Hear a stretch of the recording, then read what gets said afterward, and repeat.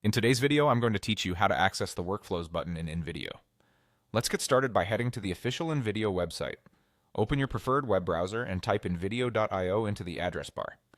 Press enter and make sure you're on the authentic site by checking the URL and looking for the secure lock icon in the address bar. Using a modern, up-to-date browser will help everything load smoothly and ensure the interface looks the way it's supposed to. Once the homepage loads, look toward the top right corner for the Login button. Click Login and you'll be prompted to choose your account. Select the same account you normally use for InVideo. This could be your email-based sign-in or a single sign-on option you've previously connected.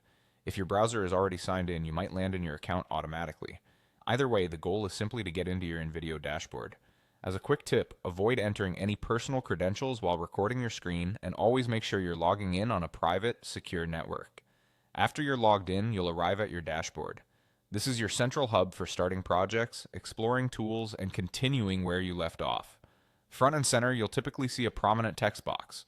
This is where InVideo often asks what you want to create or helps you kick off an idea. Now, the Workflows button you're looking for sits just below that text box. It's part of a row of options designed to guide you into specific, streamlined creation paths. Take a moment to scan directly under the text area. You should see a clearly labeled Workflows button.